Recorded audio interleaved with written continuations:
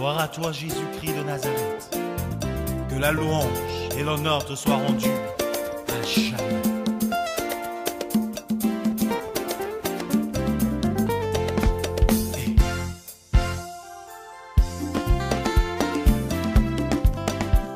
Merci pour cet amour manifesté pour l'enfant. Nous allons prendre la parole de Dieu dans le livre de Luc. Est-ce que tout le monde a sa Bible? Tous ensemble, nous allons prendre notre Bible. Nous allons lire la parole de Dieu ce matin dans le livre de Luc 18. Amen. Tout le monde a trouvé? Luc 18, à partir du verset 1er. Si tout le monde a trouvé, je le lis au nom de Jésus. Luc 18, à partir du verset 1er. Je lis la parole de Dieu au nom de Jésus. Jésus leur adressa une parabole pour montrer qu'il faut toujours prier et ne point se relâcher. Il dit, il y avait dans une ville un juge qui ne craignait point Dieu et qui n'avait d'égard pour personne. Il y avait aussi dans cette ville une veuve qui venait lui dire, fais-moi justice de ma partie adverse. Pendant longtemps, il refusa. Mais ensuite, il dit en lui-même, quoique je ne craigne point Dieu et que je n'ai d'égard pour personne, néanmoins, parce que cette veuve m'importune, je lui ferai justice, afin qu'elle ne vienne pas sans cesse me rompre la tête. Au verset 6, le Seigneur ajouta ceci, entendez ce que dit le juge inique. Et Dieu ne fera-t-il pas justice à ses élus qui crient à lui? Je vous le dis, il leur fera promptement justice. Mais quand le Fils de l'homme viendra, trouvera-t-il la foi sur la terre? Parole de l'Éternel. Asseyons-nous. Amen, amen. Je bénis le Seigneur pour cette parole. Voyez-vous, depuis un certain temps à l'église, avant que le pasteur ne voyage, il était dans une période où il nous enseignait la foi. Il nous encourageait dans la foi. Il nous prêchait la foi. Parce que, voyez-vous, dans la parole de Dieu, lorsqu'on prêche la parole, surtout dans les évangiles, on ne peut pas ignorer la foi. Parce que la grâce de Dieu marche avec la foi. Jésus-Christ nous a sauvés par grâce, mais au moyen de la foi. La justice de Dieu nous est imputée au moyen de la foi. Abraham,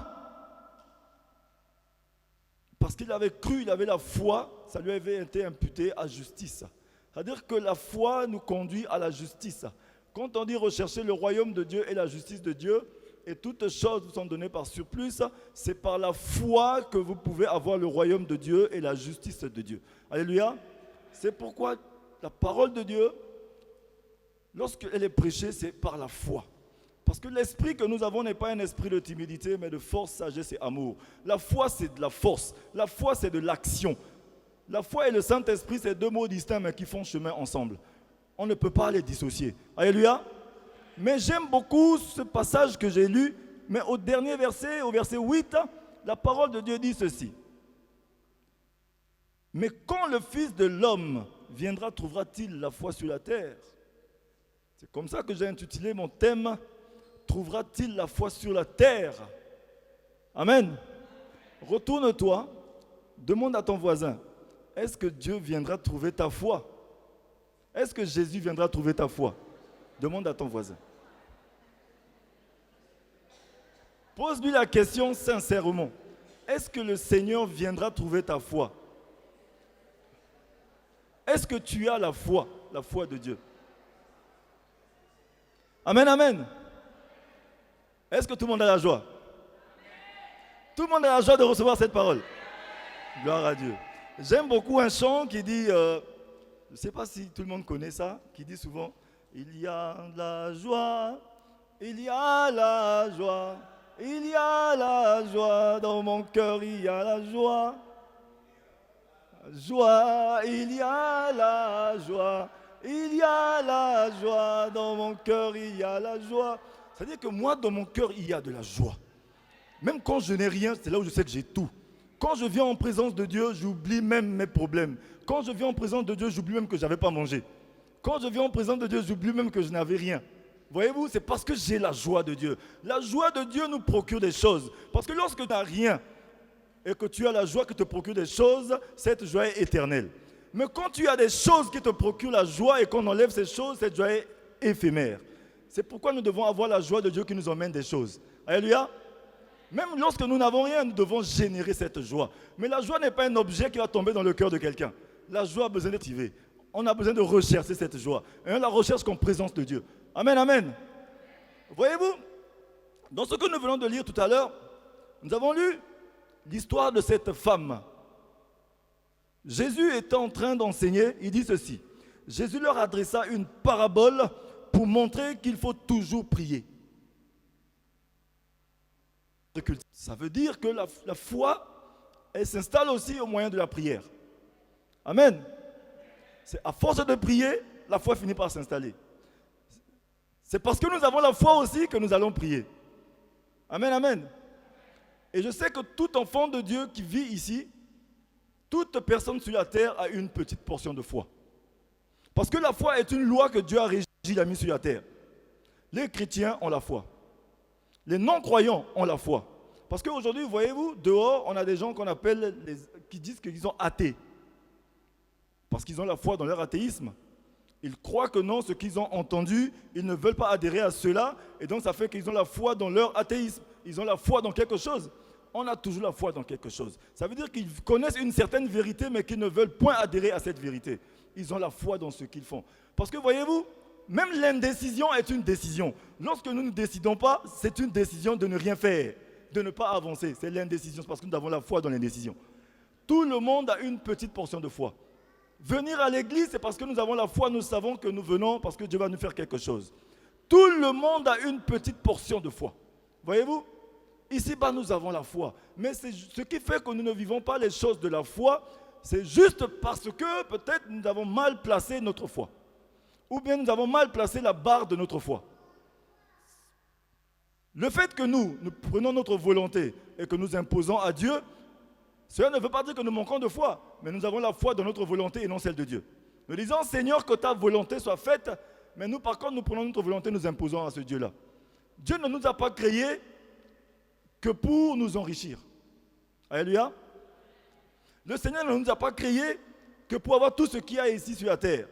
Il a bien dit dans sa parole, recherchez la justice de Dieu, le royaume de Dieu et sa justice, toutes choses vous seront données par surplus. Mais pour rechercher le royaume de Dieu et sa justice, c'est au moyen de la foi. Amen. Même la sainteté, c'est au moyen de la foi. C'est pourquoi, lorsque tu acceptes Jésus comme ton sauveur et ton Seigneur personnel, c'est parce que tu as la foi, tu as entendu la parole, la foi s'installe et tu acceptes ce Jésus-là.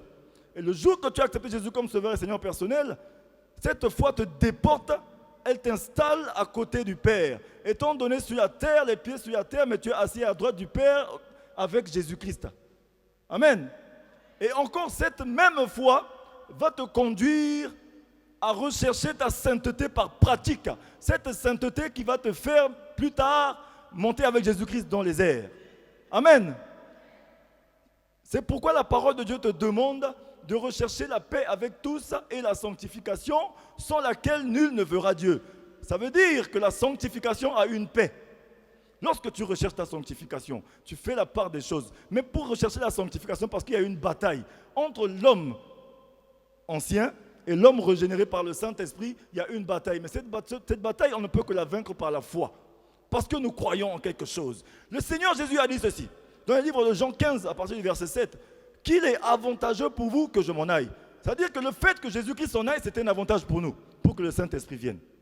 Mais lorsque le Saint-Esprit vient, il nous convainc de péché, de justice et de jugement. Mais de péché pourquoi? De péché parce que nous ne croyons pas en Dieu. Jésus-Christ lui-même, il sait que beaucoup de nous ne croient pas en lui, même si on vient à l'église. Il y en a qui ne croient pas encore en Jésus. Amen. C'est pourquoi les enseignements que nous recevons tous les jours, c'est pour nous permettre que notre foi puisse bien s'installer. Dans la foi, il y a deux catégories de foi. Il y a cette foi qui nous procure les choses matérielles, les choses que nous avons besoin ici-bas. Cette foi qui nous conduit dans la délivrance, de nous remplir, d'être bénis, d'avoir toutes choses ici-bas. Mais il y a cette foi aussi qui nous permet d'aller au ciel avec Jésus-Christ. Amen, amen. Et cette foi qui sauve, c'est cette foi qui nous conduit dans la sainteté avec Jésus-Christ pour être élevé. Amen. La foi qui nous sauve, c'est la foi de Jésus-Christ. C'est cette foi qui devient la foi de Jésus. Parce qu'on dit que lorsqu'on fait les choses, on fait tout par Jésus, en Jésus, avec Jésus-Christ. Notre vie est cachée dans la vie de victoire de Jésus-Christ. Parce que lorsque tu as accepté Jésus, ta vie maintenant se déporte pour se cacher dans sa vie à lui, Jésus-Christ. C'est lui qui vit en toi. Mais lorsque tu dis que ce n'est plus moi qui vis, c'est Christ qui vit en moi, c'est par la foi que tu... Amen, amen. Et lorsque tu le dis par la foi, ça prouve que ta vie est cachée dans la vie de ce Jésus-là. Et si ta vie est cachée dans la vie de ce Jésus, ça veut dire que tu as une autre vie plus tard, avec ces moyens de la foi. Mais ce n'est pas cette foi qui te procure les choses d'ici-bas. Amen, amen. C'est ce que nous allons comprendre ce matin. Voyez-vous, cette femme, elle a tellement importuné ce juge inique. Mais ce matin, nous voyons la parole de Dieu nous dit que ce juge, c'est un juge inique. Dans la parole de Dieu, lorsque nous lisons les Nouveaux Testaments, lorsque nous avançons beaucoup dans la parole, nous allons voir que la parole de Dieu nous parle beaucoup de l'iniquité. Et voilà pourquoi ce matin, je crois que je vais m'apaiser beaucoup sur la foi et l'iniquité. C'est des choses que nous devons comprendre. La foi, ça nous emmène où? Pourquoi Jésus a dit que est-ce que trouverai-je la foi quand je reviendrai? Le thème de ce matin, j'avais bien dit que trouvera-t-il la foi sur la terre? Parce que lui-même, Jésus, il sait que la foi d'un plus grand nombre est en train de s'éteindre. Amen. Il y a des gens étant vivants, ils sont morts. Ils sont morts pourquoi? Parce que leur foi n'existe plus. Parce qu'ils ne croient plus en Jésus. Ils pensent qu'ils croient en Jésus alors qu'ils ne croient pas en Jésus. Ils pensent qu'ils viennent à l'église, ils chantent, ils prient, ils dansent, ils jeûnent, qu'ils ont la vie éternelle qui est gratuite pour eux. Bien sûr que la vie éternelle, elle est gratuite. Mais on a besoin de travailler pour cette vie éternelle. C'est en croyant du cœur qu'on parvient à la justice. C'est en confessant de la bouche qu'on parvient au salut. Mais on a besoin de travailler à ce salut. Je sais que beaucoup d'enfants de Dieu, alléluia, même moi, avant que je puisse avoir un peu de connaissance que le Seigneur m'a permis d'avoir, moi je croyais que lorsqu'on a accepté Jésus, c'est fini. Le salut il nous a donné ne peut plus enlever. Nous ne pouvons plus perdre ce salut. Alors que c'est faux. La parole de Dieu nous démontre qu'on peut perdre ce salut. L'apôtre Paul a dit, je traite durement mon corps, je le tiens assujetti, pour ne pas que ce que je vous enseigne, moi-même à la fin, je passe à côté. Ça veut dire que lui-même, il avait conscience que ce qu'il enseigne, s'il ne marche pas selon ce qu'il enseigne, il passera à côté, il perdra son salut. Amen, amen. La parole de Dieu nous dit encore dans le livre de Matthieu 11, verset 12, que depuis le temps de Jean-Baptiste, le royaume de Dieu est forcé et il n'y a que les violents qui s'en emparent. Ça veut dire que pour entrer au royaume de Dieu, c'est ceux qui sont violents dans leur foi qui entrent. Ça veut dire que si tu n'es pas violent de ta foi, tu resteras, malgré les œuvres que tu as fait ici-bas. C'est pourquoi la parole nous dit que ce ne sont pas les œuvres qui sauvent quelqu'un, mais c'est la foi qui sauve quelqu'un. Alléluia. Cette femme, elle avait la foi. Amen, amen. Cette femme avait la foi. Tous les jours, elle venait chez ce juge inique. Elle venait s'asseoir devant sa porte. À chaque fois qu'il voulait sortir, il la voyait, il s'en foutait. Il fermait les yeux, il partait. Mais son cœur se troublait. Tous les jours, cette femme ne se fatiguait pas. Elle venait. Même si elle n'a pas mangé, elle venait s'asseoir ici. On lui demande, qu'est-ce que vous voulez? Je veux seulement que lui, il me donne profit à ma partie. Tous les jours, cette femme venait s'asseoir. Cette femme, même s'il pleut, qu'il pleuve, qu'il neige, elle venait toujours s'asseoir. Mais nous, enfants de Dieu aujourd'hui, lorsqu'il pleut, notre position est où? Lorsque les situations commencent à pleuvoir dans notre vie, nous sommes où? Aujourd'hui, voyez-vous, nous vivons dans une spirale, dans une période où les enfants de Dieu ne sont pas encore persécutés. La persécution que nous avons, c'est juste les petites choses, c'est des détails. Le travail nous manque, c'est minable. Peut-être nous n'avons pas mangé, c'est minable. Peut-être que nous n'avons pas eu d'habits pour nous habiller, c'est minable. Nous n'avons pas encore reçu la persécution. Voyez-vous le niveau de degré de la foi de cette femme? Elle venait s'asseoir tous les jours devant la porte de ce juge inique. Parce qu'elle savait, elle avait la ferme assurance des choses, qu'il finira par lui faire justice. Amen, amen. Elle avait la foi. Elle était déterminée dans cette foi. Amen, amen. Pourquoi on parle de détermination dans la foi? Dans le mot français qu'on appelle détermination, détermination c'est un mot qui est long. On appelle ça détermination. La détermination, moi j'ai dit, c'est pas la traduction de la Bible hein, ou du livre ou du dictionnaire. Mais moi j'ai défini que la détermination, c'est un processus qui est enclenché. De l'accomplissement de quelque chose, mais à long terme. Amen. C'est le processus d'accomplissement de quelque chose à long terme. La détermination, ce n'est pas lorsque nous avons besoin de quelque chose que nous avons eu tout de suite. Ce n'est pas que je veux cette Bible, je l'ai tout de suite. La détermination, c'est lorsque je veux quelque chose, je grince des dents, il pleut, il neige, j'attends cette chose. C'est pourquoi la parole de Dieu nous dit que les tribulations nous donnent l'espérance. Et l'espérance nous produit en nous la persévérance. Et la persévérance de l'espérance amène l'accomplissement de la foi. C'est d'où la détermination. Lorsque les enfants de Dieu sont déterminés, ils finissent par accéder. C'est pourquoi la parole de Dieu dit que ceux qui auront persévéré seront sauvés. Amen.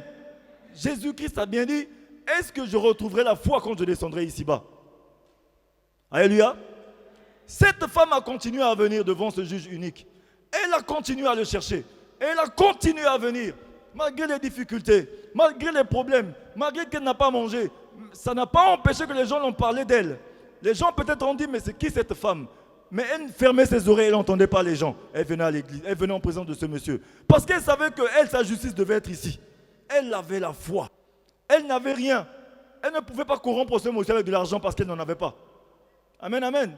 Nous, aujourd'hui, en tant qu'enfants de Dieu, nous arrivons devant des situations difficiles. Quand nous voyons que ça ne marche pas, nous commençons à corrompre les gens avec de l'argent.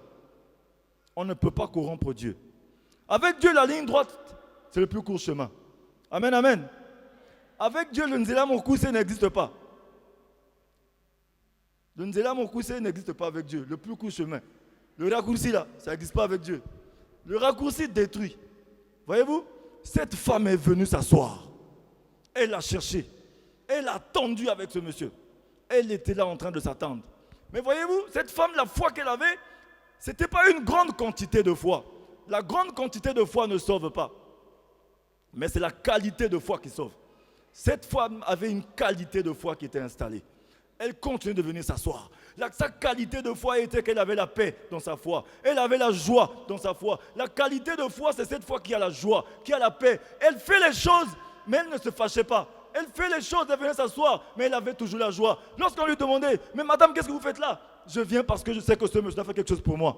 Elle avait la joie, parce qu'elle savait, elle avait pertinemment dans son cœur, elle savait qu'elle devait avoir justice. La qualité de foi que cette femme avait, elle faisait les choses, mais elle ne pleurait pas, elle ne grinçait pas des dents. Mais lorsque nous, on vient en présence de Dieu, nous venons, mais nous pleurons. Nous venons parce que nous sommes obligés de venir. Nous venons parce que les autres y viennent. Si je ne viens pas, les gens vont dire que je ne suis pas venu. Si je ne viens pas, ça veut dire que je ne suis pas venu, les gens vont parler de moi. Cette femme avait la ferme assurance des choses, que les choses devaient changer dans sa vie. Lorsque nous attendons les choses et qu'elles ne viennent pas, même les choses qui doivent nous procurer la vie, les choses de la terre, mais nous sommes en train de chercher la corruption. Cette femme n'a pas cherché la corruption. Elle n'a pas cherché à aller voir peut-être un fils ou quelqu'un qui est venu corrompre ce monsieur, mais elle venait seulement s'asseoir. Alléluia. Elle n'avait pas une quantité de foi, mais elle avait la qualité de la foi qui devait lui produire quelque chose. Cette foi dans la joie.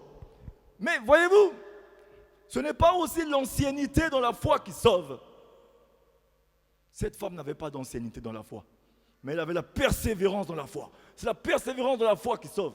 Cette femme avait une persévérance. La persévérance, c'est quoi? La persévérance dans la foi, c'est lorsque nous sortons des habitudes. Aujourd'hui, elle est venue s'asseoir. Ça n'a pas marché. Demain, elle change de lieu, elle s'assoit de l'autre côté. Mais toujours là où elle doit s'asseoir. La persévérance dans la foi, c'est lorsque nous changeons d'habitude. Voyez-vous, lorsque nous voulons grossir, si nous voulons grossir, nous voulons prendre du poids, mais que nous sommes habitués à manger matin, midi et soir.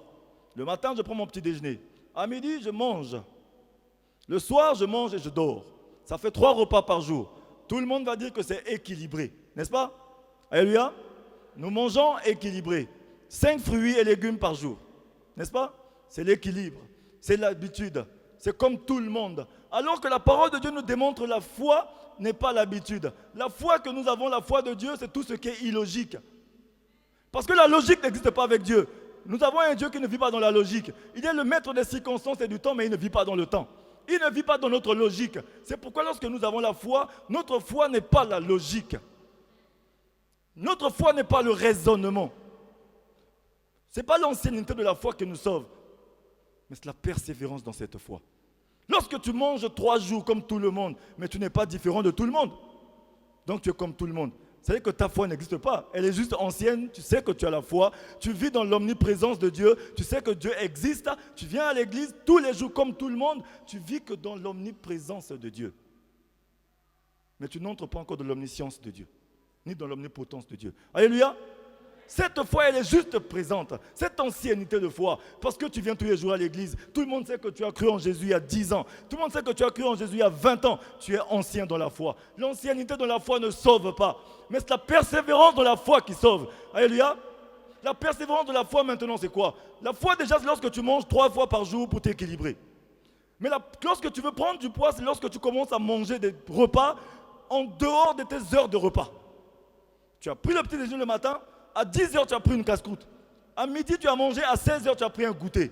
Le soir tu as mangé, avant de dormir tu as pris un verre de lait. Tu as pris du jus. Mais après une semaine, tu commences à prendre du poids.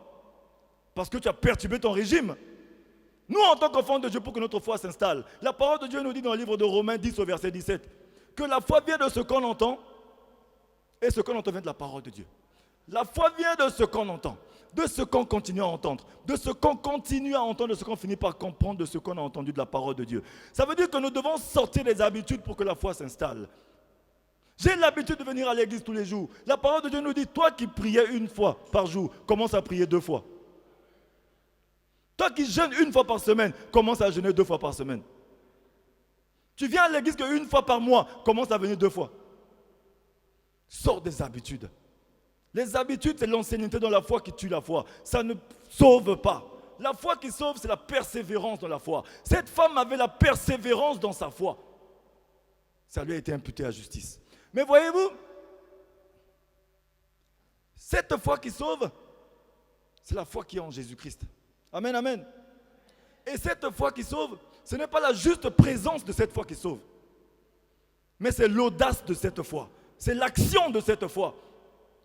Parce que tu peux avoir la foi qui est présente. Oui, j'ai la foi. Tout le monde sait qu'il a la foi. C'est vrai que tout le monde a la foi. Elle est présente, elle est là. Mais lorsque cette foi n'est pas devenue de l'action, parce que la foi c'est de l'action. Le croire, le parler, le agir. Tu crois, tu parles et tu agis. C'est en croyant du cœur qu'on parvient à la justice. C'est en confessant de la bouche qu'on parvient au salut. Mais c'est en marchant vers ce salut qu'on garde ce salut. Lorsqu'on commence à marcher vers ce salut, c'est lorsqu'on commence à rechercher la paix de notre sanctification, afin de voir le Seigneur. Amen, amen. Voyez-vous, Jésus-Christ, lorsque nous disons que nous faisons les choses comme Jésus, nous faisons tout par Jésus, en Jésus, avec Jésus-Christ. Notre vie est cachée dans la vie de Jésus-Christ. Mais nous devons faire les choses comme Jésus. Jésus-Christ à la croix, qu'est-ce qu'il a dit? Père, pardonne-leur car ils ne savent pas ce qu'ils ont fait. Et il dit à son Père, à toi je remets mon âme. Ça veut dire, lorsqu'il les a pardonnés, il a eu la paix au-dedans de lui et il a rendu son âme à son Père. C'est-à-dire que la parole de Dieu nous dit, recherche la paix avec tous et la sanctification sans laquelle nul ne verra Dieu.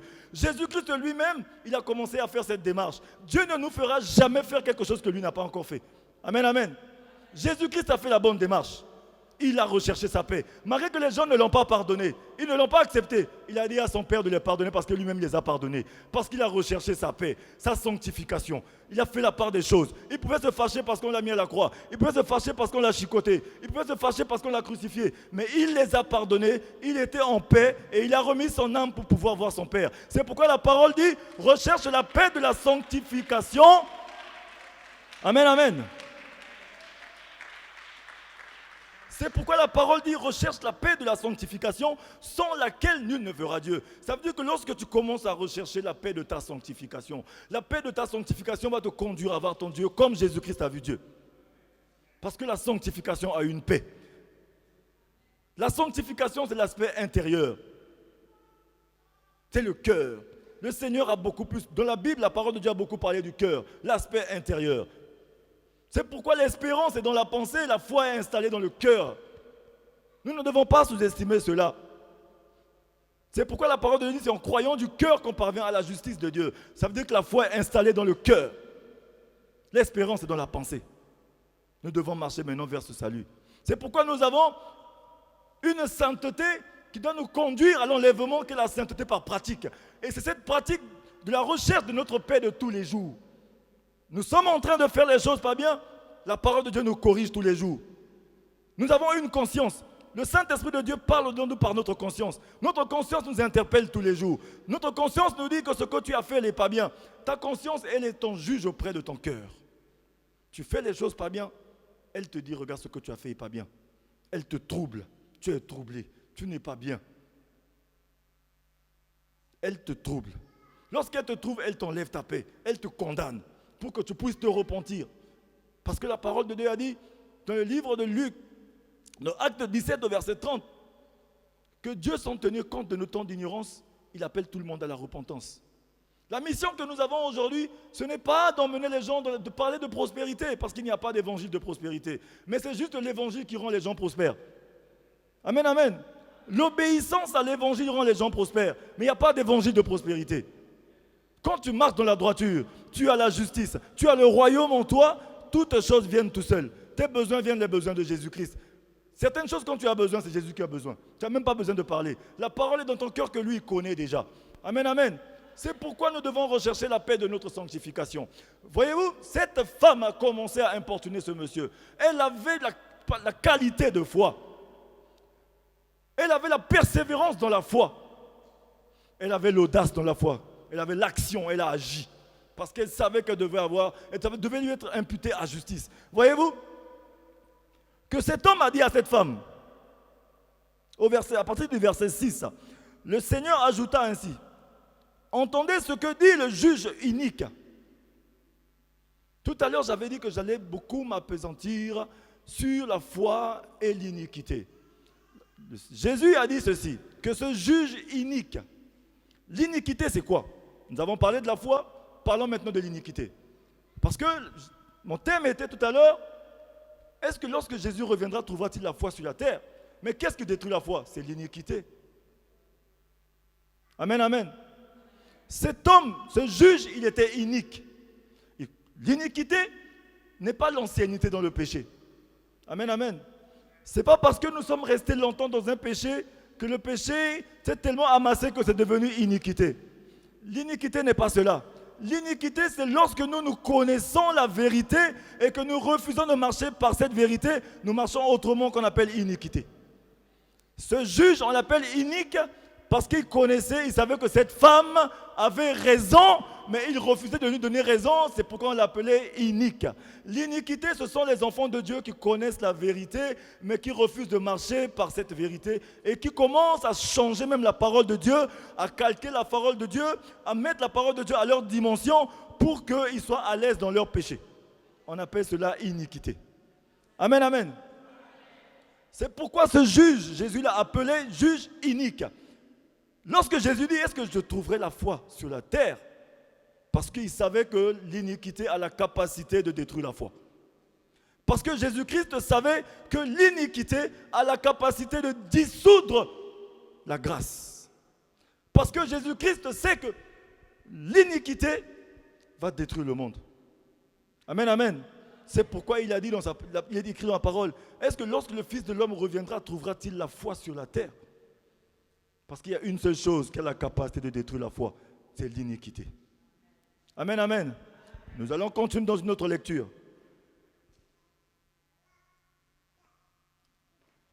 Alléluia. Les enfants de Dieu sont là? Gloire à Dieu. Nous allons prendre le livre de Luc toujours au verset 13. C'est pas loin de là, c'est à côté. Luc, verset 13. Luc 13. Luc chapitre 13, à partir du verset 25. Amen, amen. Je vois que nous n'avons pas beaucoup de temps. Même si nous finissons pas, le Seigneur va nous faire grâce, nous finirons une prochaine fois. Je vais lire la parole de Dieu. Quand le maître de la maison se sera levé et aura fermé la porte, et que vous, étant dehors, vous commencerez à frapper à la porte en disant « Seigneur, Seigneur, ouvre-nous », il vous répondra « Je ne sais d'où vous êtes ». Alors vous vous mettrez à dire « Nous avons mangé et bu devant toi. Et tu as enseigné dans nos rues. » Et il répondra « Je vous le dis, je ne sais d'où vous êtes. Retirez-vous de moi, vous tous ouvriers d'iniquité. » Amen, amen. Jésus a dit « Retirez-vous de moi, vous tous ouvriers de l'iniquité. » Amen, amen. Est-ce que les enfants de Dieu ont entendu ceci? retirez-vous de moi, vous tous ouvriers de l'iniquité. Lorsque la parole de Dieu parle des ouvriers d'iniquité, il ne parle pas aux gens de dehors. Les ouvriers, c'est ceux qui travaillent dans le champ. Les ouvriers, c'est ceux qui travaillent dans la bergerie. Jésus-Christ lui-même, il savait que dans son champ, dans sa bergerie, il y a des gens qui sont iniques, qui sont là. Amen. C'est pourquoi nous avons la parabole de l'ivraie. L'ivraie et le blé. Les gens qui sont iniques, ils sont comme l'ivraie dans la présence de Dieu. Lorsque tu es en présence de Dieu et que tu écoutes la parole et que tu ne laisses pas la parole te transformer et que tu ne changes pas ton attitude quand tu écoutes la parole, tu ne changes pas ta vie, le Seigneur le sait. Mais il te laisse venir encore. Parce qu'il est un Dieu de grâce. Il ne veut que personne ne meure dans le péché. Il veut que tout le monde parvienne à la connaissance de la vérité. Tu es comme cet ivraie, mais tellement qu'il est un Dieu de grâce, un Dieu de compassion, un Dieu de bonté. La grâce de Dieu, tu ne l'as pas méritée. Il a envoyé Jésus, ton Fils unique. Mais la miséricorde de Dieu, c'est quelque chose que tu as mérité, mais il veut te l'enlever. Et il continue de t'annoncer la parole. Car Dieu, sans tenir compte de nos temps d'ignorance, il appelle tout le monde à la repentance. Partout où il se trouve. Que tu sois serviteur de Dieu, que tu sois celui qui n'a pas de responsabilité à l'église, que tu sois celui-là qui écoute juste la parole de Dieu. La parole de Dieu parle à ceux qui sont à l'intérieur de la maison. Jésus-Christ a parlé des gens qui sont iniques. L'iniquité, ce ne sont pas les gens qui sont dehors. Les gens qui sont iniques, c'est le peuple de Dieu qui sont à l'église. Amen, amen. Ce qu'on appelle l'iniquité, les ouvriers de l'iniquité, que Jésus-Christ dira, ceux qui m'appelleront Seigneur, Seigneur, ce n'est pas tous ceux qui entreront dans le royaume de mon Père. C'est tous ceux qui auront fait la volonté de mon Père. C'est ceux qui n'auront pas fait la volonté du Père. C'est ceux qu'on appelle des personnes iniques. C'est les impies. Et c'est ceux-là qui seront arrachés et jetés au feu. Parce que la parabole des ivraies nous dit ceci. Le maître, il a dit à ses disciples, les ouvriers ont dit au maître, mais maître, pourquoi on n'enlève pas les ivraies? Il a dit, ne les enlevez pas. Laissez-les produire. Croître. Parce que si on enlève les ivraies très tôt, on peut arracher aussi le blé. Il laisse le blé et l'ivraie grandir ensemble. Parce qu'il sait qu'à la fin, il enlèvera l'ivraie, il va le jeter au feu. Mais toi aujourd'hui et moi qui écoutons la parole, est-ce que nous voulons être jetés au feu? Tu viens à l'église, tu pries tous les jours, tu pries le Seigneur, tu peux cracher le feu. Tu t'amasses l'onction. Tu as l'onction de Dieu en toi. Tu as l'onction de délivrance en toi. Tu as l'onction de la guérison en toi. On te délivre, on te guérit. Tu as tout ce que tu veux. Tu pries, on te prie, on fait tout ce que tu veux. Tu t'amasses la bénédiction. Mais quand tu n'as pas la volonté de Dieu dans ta vie, tu n'entreras pas dans le royaume de Dieu. C'est ceux-là qu'on appelle les personnes iniques. Ceux qui pratiquent l'iniquité. Ceux qui connaissent la vérité. Ceux qui marchent contre la sainteté. Ceux qui savent que la parole de Dieu et la droiture, ceux qui connaissent la vérité et qui connaissent le mensonge et qui marchent vers le mensonge. Ceux qui savent réellement que ce que je suis en train de faire est contre la volonté de Dieu, mais qui continuent de marcher encore, qui continuent de se trouver des raisons pour rester dans cette position. C'est ceux-là qu'on appelle des personnes iniques. Et c'est ceux-là que Jésus-Christ a dit qui seront jetés au feu. Amen, amen. Voyez-vous, nous descendons, nous lisons encore un autre passage dans le livre de Jude. Prenons la parole de Dieu dans le livre de Jude, toujours dans le Nouveau Testament. Livre de Jude.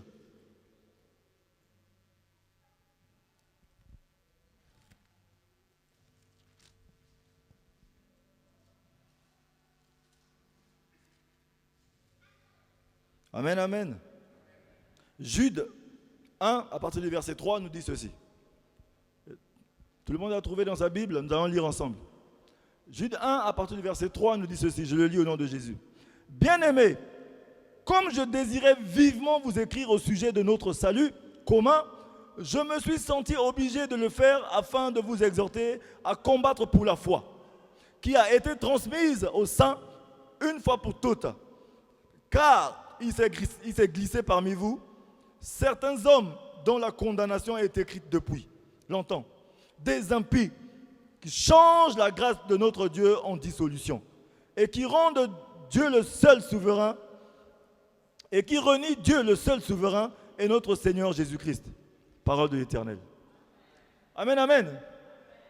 Voyez-vous, la parole de Dieu nous dit ceci. La parole de Dieu nous dit que parmi nous, il s'est glissé certaines personnes qui ont la capacité de détruire la foi. C'est cela qu'on appelle des impies. Les personnes iniques. Ça veut dire, si la parole de Dieu nous parle au sujet de notre foi, c'est parce que la parole de Dieu est en train de nous appeler, nous interpeller que nous pouvons perdre cette foi. Jésus-Christ sait que l'iniquité a la capacité de détruire la foi. Jésus-Christ sait que les personnes iniques en présence de Dieu ont la capacité de détruire la foi. Parce que lorsque tu as l'iniquité en toi, lorsque tu marches, tu écoutes la parole de Dieu, que tu ne marches pas selon la parole de Dieu. Mais il faut être sûr que ta foi est en train de s'éteindre. Tu es en train de détruire ta foi. Parce que tu ne marches plus selon la parole de Dieu. Et c'est cela que Jésus-Christ va les renier demain. Est-ce que tu veux que Jésus-Christ, lorsqu'il va venir, qu'il te renie, malgré tout ce que tu as fait? Parce que depuis, nous avons vu que si Abraham a été sauvé, et qu'on appelle Abraham le père de toute la nation, ce n'est pas par ses œuvres qu'il a été sauvé, mais c'est au moyen de sa foi. C'est pourquoi on lui a dit qu'Abraham était le père de toutes les nations. Abraham, étant incirconcis, avait déjà le sceau de la circoncision. C'est pourquoi la parole de Dieu nous dit ceci. Lorsque Dieu nous sauve d'une situation, il nous donne le don de la situation. Il a sauvé Abraham du don de la situation de l'incirconcision. Il l'a positionné dans la circoncision. Étant incirconcis, il avait déjà positionné dans la circoncision. Il lui a donné le sceau de la circoncision. Amen, amen. Abraham était encore incirconcis, il avait déjà le sceau de la circoncision. Toi étant pécheur, tu es déjà sauvé. Ce n'est pas parce que tu viens demander pardon que tu es pardonné, mais c'est parce que tu es pardonné que tu viens demander pardon. Ce n'est pas parce que tu viens faire du bien que tu es sauvé, mais c'est parce que tu es sauvé que tu viens faire du bien. Amen, amen. Abraham étant incirconcis, était déjà circoncis parce qu'il avait le sceau de la circoncision. Dieu l'avait déjà sauvé, lui a donné le signe. Lorsque Dieu te sauve, il te donne le don de cette situation. Le Saint-Esprit rend témoin de ton esprit que tu es enfant de Dieu. Il te montre un signe. Abraham avait un signe. Le premier signe était la circoncision qu'on lui avait déjà donnée, étant qu'il était incirconcis. Le deuxième signe que nous allons voir dans la Bible, Abraham qui était Abraham s'appelait Abraham. Son nom a changé. Alléluia. Mais nous, en tant qu'enfants de Dieu, lorsque nous acceptons Jésus comme Sauveur et Seigneur personnel, notre ancienne vie est passée. Toutes choses sont devenues nouvelles. Nos péchés, nous avons la rémission des péchés. Le Saint-Esprit de Dieu vient en nous. Amen, amen.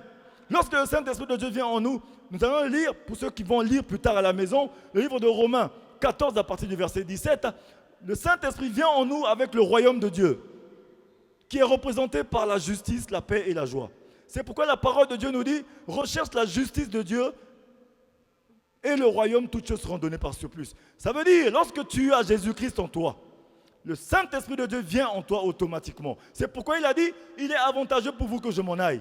Mais lorsque tu crois en Jésus, le Saint-Esprit vient en toi. Depuis le jour qu'il est venu, il est resté. Et lorsque le Saint-Esprit est en toi, il amène le royaume de Dieu en toi, qui est représenté par la justice, la paix et la joie. Mais la justice, la paix et la joie de Dieu qui est en toi, c'est quelque chose qui doit être cultivé. Tu dois la garder par ta foi. Amen, amen. Et tu as la justice de Dieu en toi. Depuis que tu as la justice de Dieu en toi, c'est le premier don que tout enfant de Dieu reçoit lorsqu'il est sauvé. De la loi du péché, de la mort, à la loi de l'esprit de vie en Jésus-Christ, il a le premier don que tout enfant de Dieu reçoit, qui est le don de la justice. Amen, amen. Tout enfant de Dieu, quelle que soit ta nature, quand tu acceptes Jésus-Christ et que tu te répands de tes péchés, tu as la justice de Dieu en toi. Tu as le don de justice en toi. Mais qu'est-ce que tu fais avec cette justice? Amen, amen. Voyez-vous, Abraham, il a cru que lui a été imputé à justice. Ce ne sont pas les œuvres d'Abraham qui lui ont donné à être le père de toute une nation. Mais c'est par sa foi, parce qu'il a cru. Amen, amen. La croyance de la parole de Dieu est en train de nous parler, la foi, ce n'est pas la foi qui nous procure les choses matérielles, comme j'avais dit au départ. Mais c'est la foi en Jésus-Christ, la foi de Jésus-Christ. Amen, amen. C'est la foi de Jésus. C'est pourquoi nous devons nous poser certaines questions. Est-ce que je crois en Dieu ou je crois Dieu? Quand tu viens à l'église, est-ce que tu crois en Dieu ou bien tu crois Dieu? Tu crois juste à l'omniprésence de Dieu? Dieu existe. Dieu est omniprésent, omnipotent. Dieu a créé l'univers tout entier. Dieu a créé l'humanité tout entière. Ou bien tu crois réellement Dieu? Amen. Parce que Jésus-Christ a dit, ceux qui croient en moi, c'est ceux qui font la volonté de mon Père. Ceux qui croient en Dieu, ceux qui savent que Dieu existe, qui restent justes dans la réserve, comme le pasteur nous enseignait souvent ici, il nous parle de la réserve du sang. Lorsque nous vivons que dans la réserve du sang, nous savons que le sang de Jésus a coulé pour tout le monde. Jésus est mort, son sang a coulé, nous le savons, tout le monde le sait. Mais nous devons sortir de la réserve pour entrer dans l'application. Maintenant, nous aussi, nous devons sortir de la réserve, de ce que nous connaissons de Dieu, qui est juste l'omniprésence de Dieu, mais entrer dans l'omnipotence de Dieu, entrer dans l'omniscience de Dieu, que nous savons que Dieu a la capacité de faire toutes choses. Commencez à croire à ce Dieu-là. Parce que lorsque nous croyons en Dieu, nous commençons à marcher vers sa volonté. Jésus a dit qu'il est avantageux que je m'en aille pour que le Saint-Esprit vienne. Il nous convainc de péché. Le Saint-Esprit, par notre conscience, il est en train de nous dire que nous sommes en train de marcher dans le péché. Mais nous, comme nous sommes des gens iniques, nous refusons. Nous sommes en train de commencer à déformer la parole de Dieu. Nous commençons à demander des choses de notre volonté. Nous commençons à imposer notre volonté à ce Dieu-là. Amen, amen. Beaucoup d'enfants de Dieu aujourd'hui ne vivent pas la grâce de Dieu en tant que telle, parce que la grâce marche avec la foi. Et la foi marche avec l'obéissance. Les enfants de Dieu ne marchent pas, ne vivent pas la grâce de Dieu. Les enfants de Dieu vivent les miettes. Amen. La parole de Dieu dit, vous êtes des dieux, mais vous mourrez comme des hommes, parce que vous ne connaissez pas votre identité. Alléluia. Notre identité est cachée en Jésus-Christ. Lorsque nous sommes cachés en Jésus-Christ, nous ne sommes pas des moins que rien. Nous devons marcher comme Jésus-Christ a marché. Jésus-Christ a recherché la paix de sa sanctification et il est positionné à côté de son Père. Il a remis son âme à son Père. Mais toi, lorsque tu es là, est-ce que ton âme est en train de glorifier le Seigneur? Amen, amen. Nous allons, peut-être que beaucoup vont me dire, comment ça se fait que mon âme ne peut pas glorifier le Seigneur? Nous sommes entre l'âme, l'esprit et le corps. Nous sommes des êtres équilibrés. Voyez-vous, nous sommes dans cette assemblée. Si aujourd'hui, par exemple, il y a la guerre dans cette ville, et que les malfrats entrent ici, par exemple, ils vont entrer à Pierrefitte, mais ils n'entrent pas dans notre église. Ils peuvent entrer dans la cour, mais ils n'entrent pas dans notre église. Alléluia. Le Saint-Esprit de Dieu, c'est un esprit. Il réside dans notre esprit. Mais nous avons notre âme, nous avons notre corps. L'âme, c'est la chose qui nous sépare, notre esprit et notre corps, qui empêche la symbiose. À chaque fois que nous avons vécu la gloire de Dieu, c'est lorsque notre âme, notre esprit, notre corps viennent en symbiose afin que la gloire de Dieu s'éclate. Mais cette chose qui fait que nous venons en symbiose avec la parole de Dieu, c'est l'obéissance. C'est cette foi qui marche avec l'obéissance, qui fait que la parole de Dieu ne reste pas juste logos dans notre vie, mais elle devient révélation. Cette parole devient une parole révélée. Et lorsqu'elle devient une parole révélée qu'on appelle le réma, c'est à ce moment qu'elle change ton histoire. Amen, amen. Mais il faut une foi qui s'installe. Amen. Nous allons lire le livre de Matthieu.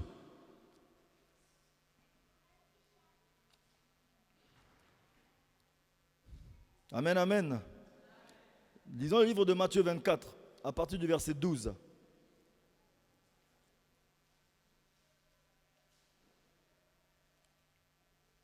Alléluia. Matthieu 24, à partir du verset 12, nous dit ceci. Je le lis au nom de Jésus.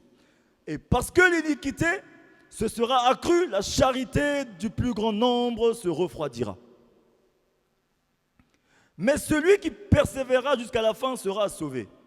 Cette bonne nouvelle du royaume sera prêchée dans le monde entier pour servir de témoignage à toutes les nations, alors viendra la fin. Amen, amen. Alléluia. Je relis la parole. La parole nous dit au verset 12, et parce que l'iniquité se sera accrue, la charité du plus grand nombre se refroidira. L'iniquité a la capacité de détruire l'amour. Voyez-vous, aujourd'hui les enfants de Dieu sont devenus des êtres charnels. Nous entrons à l'église, nous prions le Seigneur, l'amour a disparu parmi nous. Parce que l'iniquité a fait disparaître l'amour. Nous n'avons plus d'amour dans les églises. Les disciples de Jésus-Christ, la parole disait qu'ils marchaient. Voici le miracle qui accompagnait les disciples de Jésus-Christ. Ils annonçaient la bonne nouvelle au nom de Jésus. Ils délivraient les gens, ils guérissaient les malades. Mais pourquoi de nos jours, aujourd'hui, lorsque nous annonçons la parole de Jésus-Christ, il n'y a plus de puissance? C'est parce que l'amour de Dieu n'est pas avec nous. L'iniquité. Nous connaissons la vérité, nous marchons pas vers cette vérité. Et ça fait que nous n'avons plus de puissance. Nous connaissons la parole, mais il n'y a pas le réma de la parole. Ce n'est que le logos. Alors que l'esprit que nous avons, c'est un esprit de force, sagesse et amour. Mais nous n'avons plus de force, nous n'avons plus de puissance. Le Saint-Esprit de Dieu, lorsqu'il vient, il vient nous revêtir. Il vient nous donner la puissance. Mais pourquoi nous ne sommes pas revêtus de puissance? C'est parce que l'amour de Dieu n'est pas en nous. L'iniquité a la capacité de détruire la charité, de détruire l'amour. Parce que nous marchons contre la volonté de Dieu. Ça fait que nous sommes des personnes iniques. Nous écoutons la parole de Dieu. Nous ne marchons pas vers cette parole. Nous ne marchons pas vers l'amour. Et le manque d'amour nous emmène à perdre la charité, à perdre la foi. Amen. Ça veut dire que l'iniquité a la capacité de détruire l'amour. La parole de Dieu nous dit, nous devons avoir l'amour parce que notre Dieu, il est amour. Lorsque nous avons l'amour, nous avons tout le fruit de l'amour qui est le fruit de l'esprit. Lorsque nous avons l'amour de Dieu en nous, nous avons la compassion, nous avons la bonté, nous avons la bienveillance, nous commençons à aimer les autres, nous avons la joie. Mais pourquoi nous n'avons pas de compassion? Pourquoi nous n'avons pas de bonté? Pourquoi nous ne faisons pas du bien aux autres? C'est parce que nous sommes des personnes iniques. C'est parce que le monde est encore en nous. Lorsque nous avons l'iniquité détruit l'amour. Mais l'amour, lorsque l'amour est détruit, c'est tout le fruit de l'esprit qui est détruit. La parole de Dieu nous est parlé dans le livre de 1 Corinthiens 4, qu'il nous faut qu'on nous trouve fidèles, nous tous qui sommes les dispensateurs de la parole de Dieu. Qu'il faut qu'on nous trouve fidèles, nous tous qui sommes les dispensateurs des mystères de Dieu, des mystères cachés de Jésus-Christ. Celui qui dispense les mystères de Jésus-Christ n'est pas que moi qui prêche aujourd'hui, n'est pas que le pasteur Jacques Malouma qui prêche, mais toi qui écoutes la parole, toi aussi tu dispenses les mystères de Jésus-Christ par ta vie. Mais est-ce que ta vie représente la gloire de Dieu? Est-ce que quelqu'un, lorsque te voit dehors, cette personne a envie d'être transformée?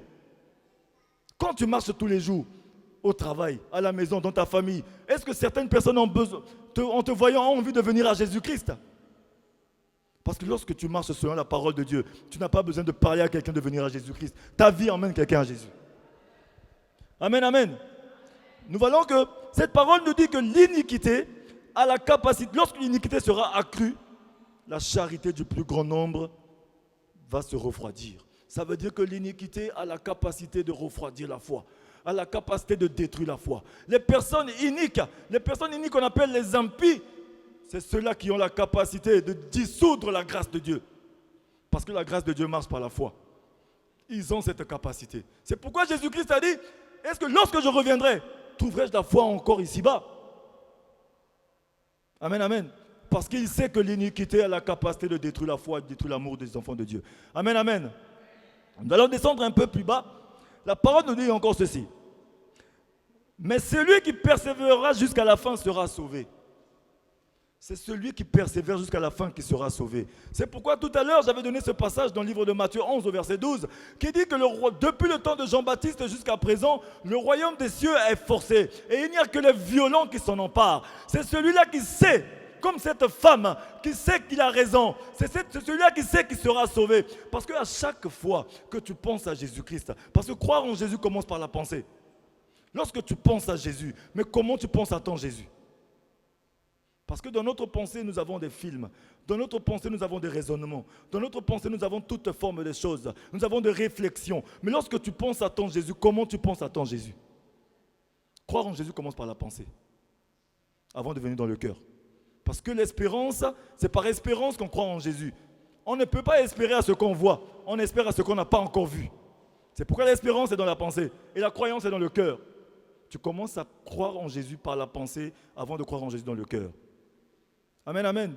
Mais lorsque tu commences à visualiser ton Jésus, comment tu le visualises? Est-ce que tu lui ressembles? Amen, amen. Voyez-vous, la parole nous dit encore ceci, que mais celui qui persévérera jusqu'à la fin sera sauvé. C'est celui-là qui persévère qui sera sauvé. Cette femme, ça lui a été imputé à justice. Ce juge qui était inique lui a donné justice parce que cette femme a persévéré. Ce n'est pas qu'il avait l'ancienneté dans la foi. Ce n'est pas le fait qu'elle vienne s'asseoir tous les jours. Mais c'est parce qu'elle avait la foi. La détermination de la foi. La persévérance dans la foi. Ce n'est pas l'ancienneté dans la foi qui sauve, mais c'est la persévérance dans la foi. Ce n'est pas la quantité de foi qui sauve, mais c'est la qualité de foi. Ce n'est pas notre présence, simple présence de foi qui nous sauve, mais c'est l'action de notre foi qui nous sauve. C'est l'audace de notre foi qui nous sauve.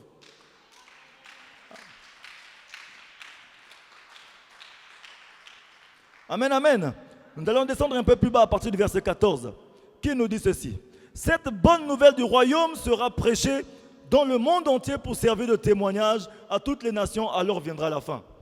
Ça veut dire que l'iniquité est un indicateur de la fin. Lorsque l'iniquité sera accrue, ça veut dire que Jésus-Christ est à la porte. Amen, amen.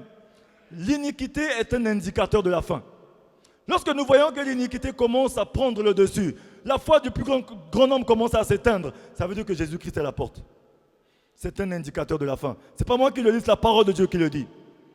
La parole nous dit, je le répète encore, cette bonne nouvelle du royaume sera prêchée dans le monde entier pour servir de témoignage à toutes les nations, alors viendra la fin. Ça veut dire que l'iniquité, lorsque l'iniquité va commencer à monter, commence à s'accroître et que la charité commence à s'éteindre, la foi commence à s'éteindre et que ça commence à dissoudre la grâce de Dieu, c'est pourquoi la parole dit que la grâce c'est pour un temps, elle sera finie bientôt. Ça veut dire que Jésus-Christ est à la porte. L'iniquité c'est l'indicateur de la fin. Toi qui vis dans l'iniquité, commence à sortir de l'iniquité. L'iniquité c'est lorsque tu connais la vérité et que tu ne veux pas marcher vers cette vérité. Nous savons tous que la vérité c'est Jésus-Christ. Jésus-Christ a dit je suis le chemin, la vérité, la vie. Il est le chemin de la vérité qui mène à la vie. Le langage de Dieu avec nous les humains, c'est Jésus-Christ. Et Jésus-Christ est cette vérité. Tu connaîtras cette vérité, elle t'affranchira, elle te sauvera. Amen, amen. Mais nous connaissons cette vérité. Qu'est-ce que nous faisons de cette vérité? Ce matin, je suis venu encourager quelqu'un. Amen. Ce matin, je suis venu encourager quelqu'un. Quelqu'un qui est découragé. Je suis venu encourager quelqu'un qui a perdu la foi. Je suis venu encourager quelqu'un qui a perdu l'amour de Jésus-Christ. Je suis venu encourager quelqu'un qui est découragé. Découragé dans ce sens que le désespoir a commencé à prendre le dessus. L'inquiétude, l'angoisse, les mépris, la colère, la calomnie. Mais la parole de Dieu nous dit dans le livre de Hébreux 12 au verset 15. Dans le livre de Hébreux 14, verset 15, que nous avons un souverain sacrificateur qui ne compatit pas à nos faiblesses. Parce que lui-même, pendant son ministère terrestre, il n'a pas faibli.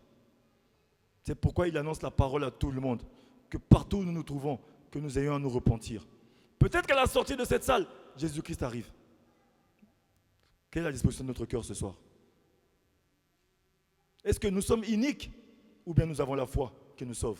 Parce que la foi qui nous positionne en Jésus-Christ pour être sauvés, c'est la foi de Jésus-Christ. Est-ce que nous avons la foi de Jésus-Christ ou bien nous sommes des personnes iniques qui perdent la foi pour être rejetés demain? Parce que Jésus-Christ a dit, lorsqu'il reviendra, ce n'est pas tous ceux qui l'appellent Seigneur, Seigneur qui entreront dans le royaume de son Père, mais ceux qui auront fait la volonté de son Père. Ceux qui font la volonté, c'est ceux qui sortent de l'iniquité. Ce n'est pas ceux-là qu'on appelle des impies. Parce qu'il y en a d'autres qui sont appelés, sont destinés à la mort éternelle. Mais je crois que ce n'est pas parmi nous qu'il y a des personnes qui sont destinées à la mort éternelle. C'est pourquoi je veux encourager quelqu'un ce matin, quelqu'un qui a écouté cette parole. C'est avec quelle attitude que tu as écouté cette parole? Je vais inviter mon frère, je vais inviter ma soeur à se tenir debout ce matin. Nous allons nous tenir debout.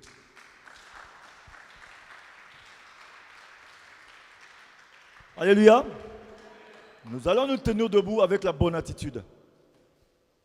Nous avons entendu cette parole qui nous dit que l'iniquité a la capacité de dissoudre la foi. L'iniquité a la capacité de dissoudre la grâce. L'iniquité a la capacité de détruire l'amour. L'iniquité est l'indicateur de la fin. L'iniquité, c'est celui-là qui connaît la vérité, mais qui ne marche pas selon la vérité. Mais toi qui es là ce matin, quelle est ta position? Est-ce que tu vis dans l'iniquité, dans la désobéissance, ou bien tu vis dans la foi en Jésus-Christ? Parce que la foi qui sauve, c'est la foi de Jésus-Christ. Ce matin, ce n'est pas un matin comme tous les autres matins. Parce que nous ne vivons pas les matins d'habitude en présence de Dieu.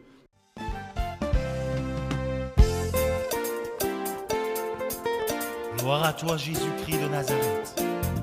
Que la louange et l'honneur te soient rendus à jamais.